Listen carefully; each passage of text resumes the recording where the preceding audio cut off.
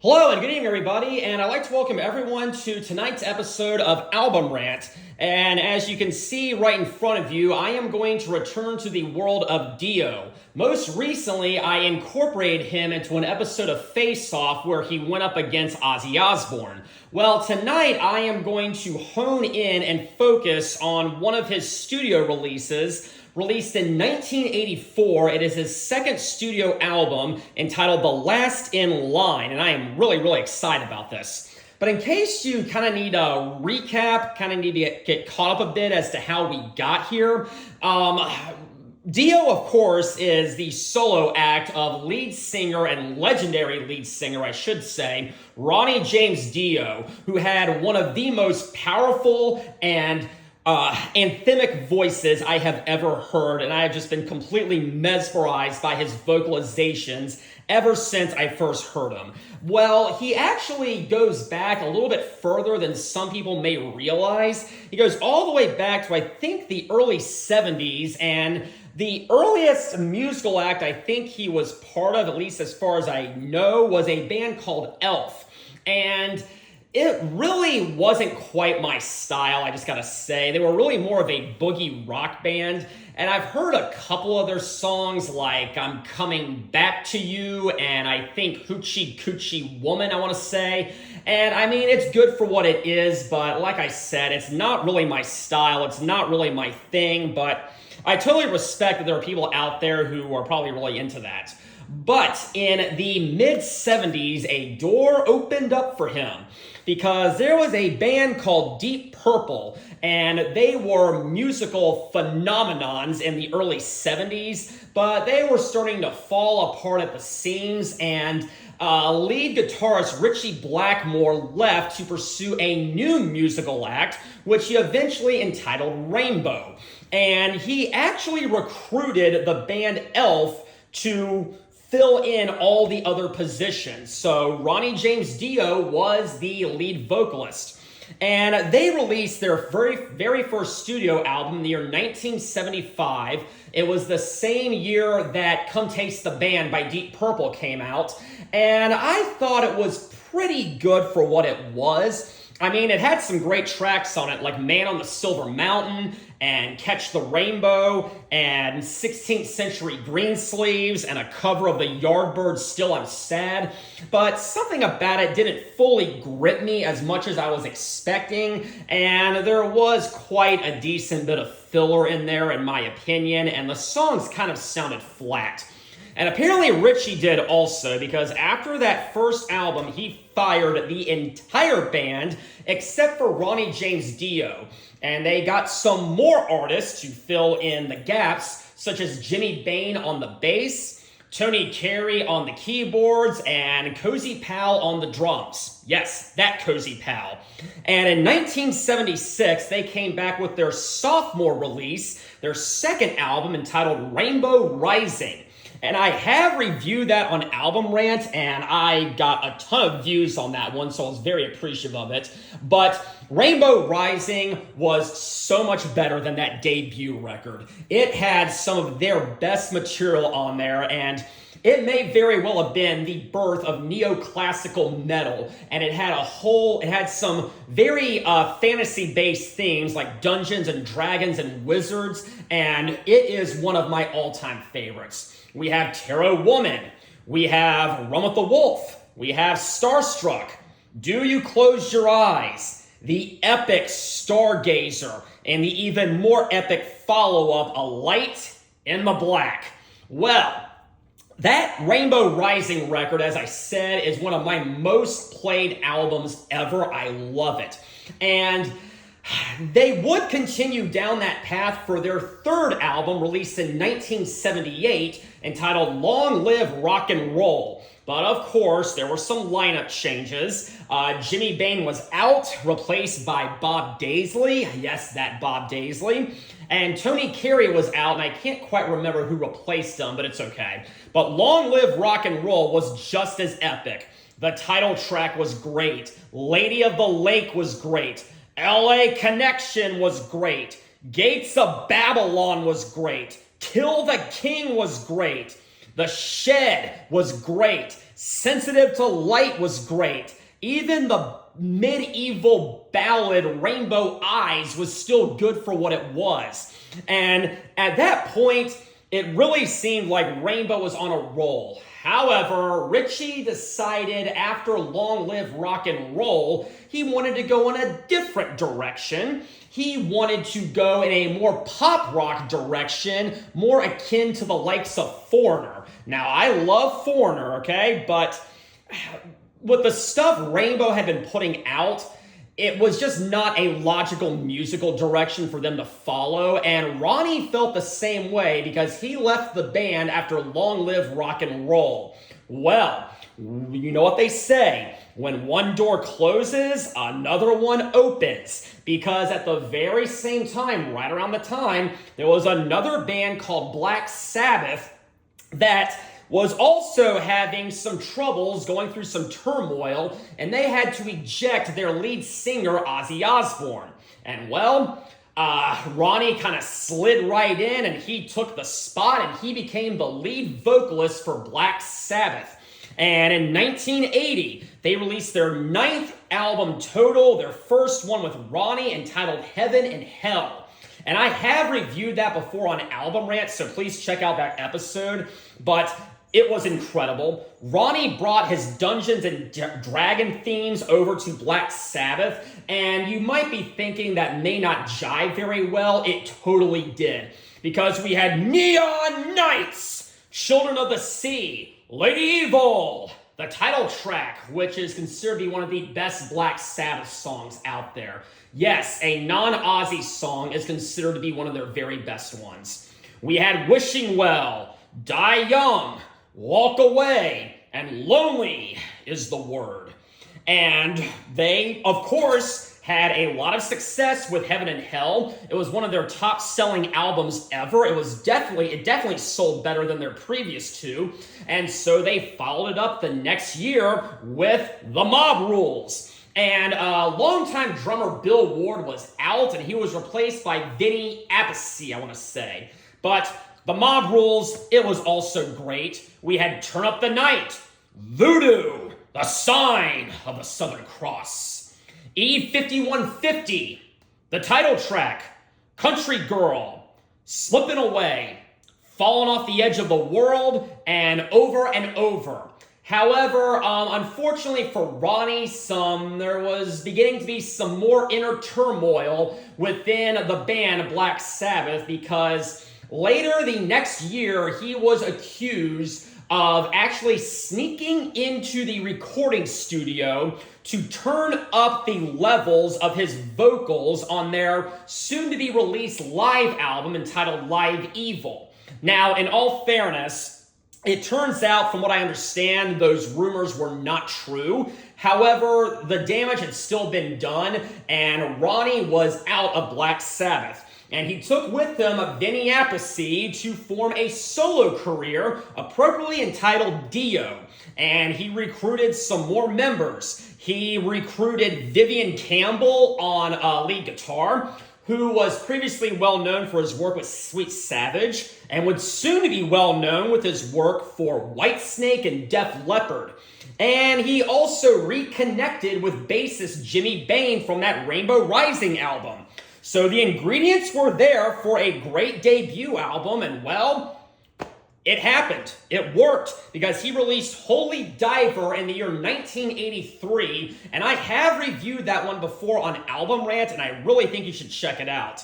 It had hits such as Stand Up and Shout, the title track, Gypsy, Caught in the Middle, Don't Talk to Strangers, Straight Through the Heart, Invisible, Rainbow in the Dark, which was his big radio hit, and then, of course, Shame on the Night. So, of course, after that, such a very epic debut album, expectations were high for a follow-up, and that brings me to where we are today, so let's go ahead and see what we have here. We have the album cover, and man, I love that album cover.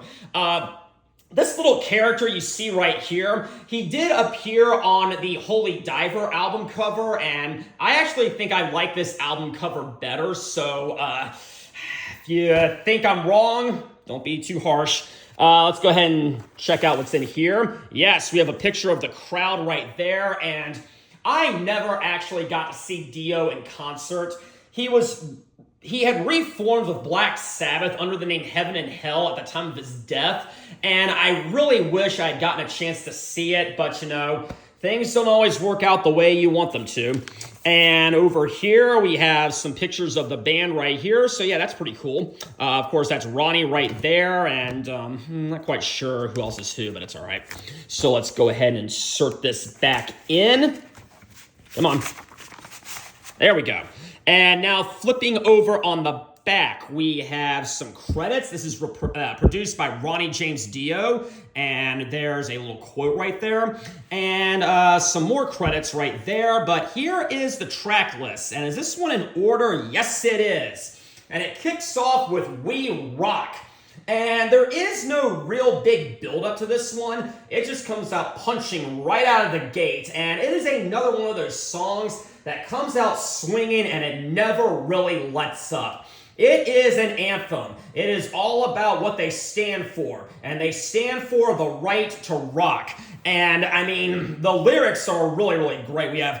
You watch their faces. You only see the traces of the things they want to be, but only we can see. They come for killing. They leave it still and seems the cloud that's left behind. Oh, can't penetrate your mind, but we sail along, sing your song, carry on, 'cause we rock. And it just keeps repeating that a couple more times, and as I said, after that, it just goes straight into the second verse, and this is just such a thunderous and mighty opener. I really, really like it. And it's very catchy, it's very well written. I had a few minor complaints on Holy Diver. I thought some of the writing may not have been his strongest, and I thought some of the rhythms didn't quite flow as well as maybe as some of his work with Rainbow and Black Sabbath. I think that problem is much less apparent on Last in Line, and We Rock definitely sets the stage. But then it goes into the title track. Now, the title track starts out very, very soft, actually. And it sounds almost like a pop song. Maybe not completely, but it kind of does. And I gotta admit, that was kind of a turnoff when I first got into Dio. Like, back then, when I picked up a greatest hits album, I would kind of just skip right through it and try to pick out the more hard rocking songs, and I would just listen to those. Well, guys, I was absolutely wrong, because after that intro that I said was kind of soft, the song just explodes. Da-na-na-na-no, da-na-no-na-na-no-no-no. And this is one of his most well-written songs, I think, in his entire discography. He has some hits, I'll admit that. He has got some great music. This one is up there, okay? And the rhythm is just so great. It's like, and it's basically, we're off to the witch. We may never, never, never come home, but the magic that we feel is worth a lifetime. Da-da-da-da-da-da-da. And it is just, like I said, so mighty, so thunderous, and it just flows so well, and man, it is heavy. But of course, the best part is definitely the chorus. There's not much to it, but he pulls it off so well. We'll know for the first time if we're evil or divine. We're the last in line. Da-da-no-no-no, da-da-no-no-no. And it just gets my blood pumping every single time, and I just love it. Okay? The title track is amazing, and if for whatever reason you have not heard it, you definitely need to. But then we come to the third track, which is Breathless. This one is a little bit slower, a little bit more brooding, kind of plods along, and it sounds a little bit doomy, actually. It starts out with what sounds like a moaning sound, kind of like the guy's running out of breath. But then, of course, it just explodes right out of the gate, and it just keeps moving along, and it's another great song, okay? It definitely sounds very ferocious and very, very heavy.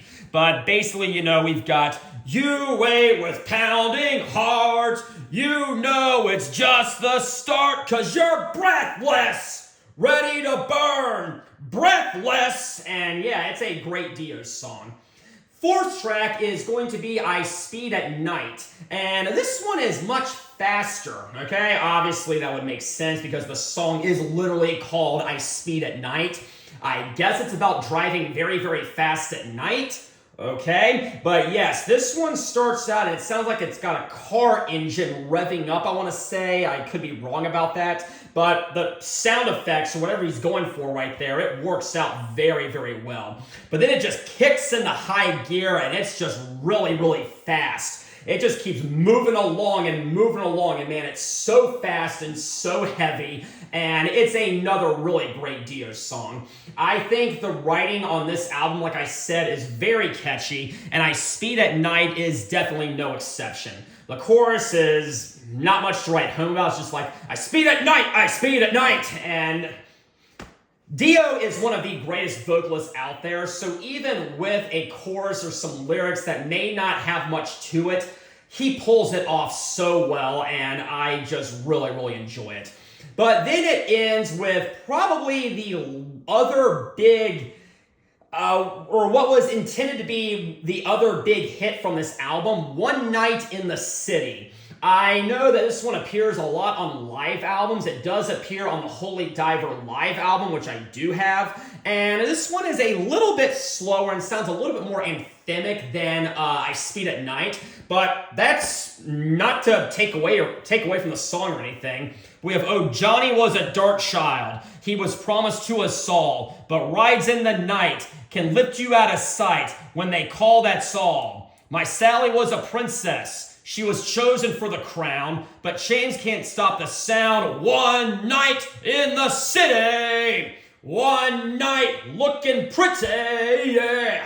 And yeah, pretty decent track. But my favorite from side number one is without any doubt the title track. The title track, in my opinion, blows away everything. And I would say, out of his solo career up to this point, it's definitely one of his best songs. There was some stuff on Holy Diver that would definitely rival it, but the Last in Line title track is certainly up there. But now we come to side number two, and it starts out with Evil Eyes. And I swear, I have a lot of songs that are called Evil Eyes. There's one by Styx, and I know there's some by other people, or some by other artists, but it's alright.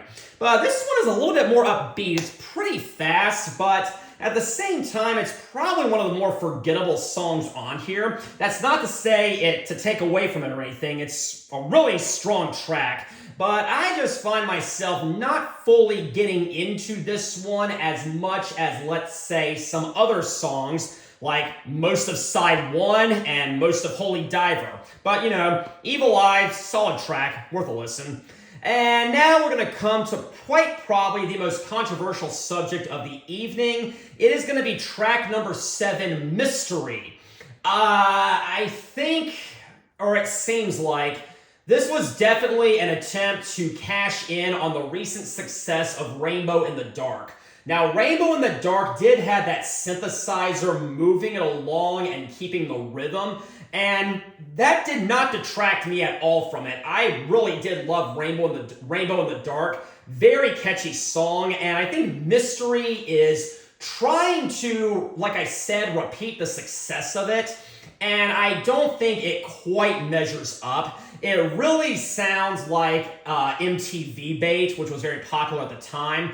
And, you know, it's good for what it is, but it's definitely one of his softer songs. And it's definitely kind of making a shift towards pop rock, but it never fully gets there, and that's really good. This is still a metal song, but it's one of his more melodic ones, and I think it's one that I usually skip over if I have the choice. But then we come to Eat Your Heart Out.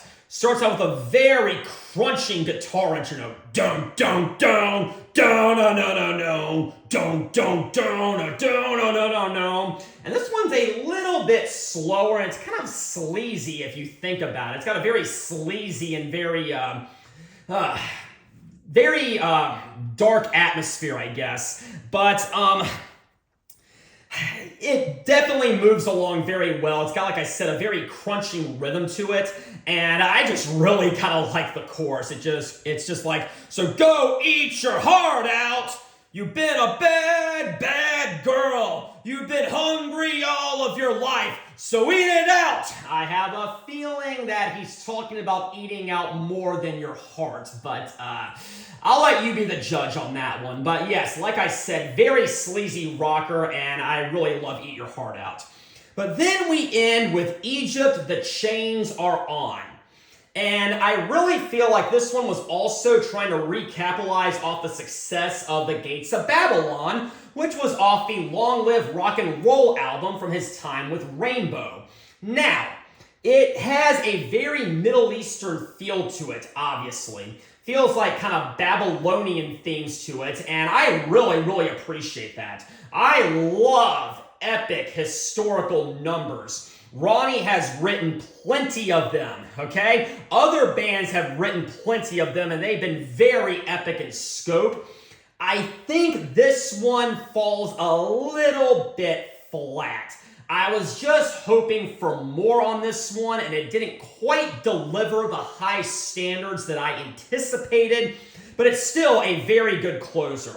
Starts out with some very Middle Eastern-like feel to it, and like I said, very reminiscent of Gates of Babylon. And then, of course, it starts kicking into high gears like don't no. I think I did that incorrectly, but it's not a fast song. Gates of Babylon was very fast. This one's much more slower, much more brooding, and it is very good for what it is, but I think it would have done a little bit better with some better songwriting. And I mean, the chorus is not much. It's just that the chains were on. Yes, the chains were on. And it doesn't, like I said, get my blood pumping the way some of his other stuff does, but still, very epic closer, and I thought he did very nicely. But what is my favorite from side 2? It is probably Eat Your Heart Out. It's just such a catchy song. Reminds me a lot of Eat Me Alive by Judas Priest. And it's, like I said, very catchy, very metallic, very heavy, and it's also kind of hilarious if you really think about it. But yeah, that is my favorite from side 2, but my favorite from the entire album is definitely the title track. Side 1 is better. And that is going to conclude my review of The Last in Line. Now, is it as good as Holy Diver? Absolutely, all right? I have never done a Dio album ranking. I may at some point. However, in the episode of Face Off, Last in Line did lose to Diary of a Madman. Now, that is not saying much, because Diary of a Madman is one of the greatest albums ever. This is a very, very worthy contender, and I am telling you, if you have never heard this, you should definitely check it out. Is it the strongest thing he has ever done? Probably not, but is it very strong? Absolutely, and so I do give it my seal of approval, okay? Some great songs on here, a few fall flat, but overall very strong. So anyways, thank you all very much for joining me tonight. Next week or next time, I am going to honor someone's request, but until then, have a very pleasant evening.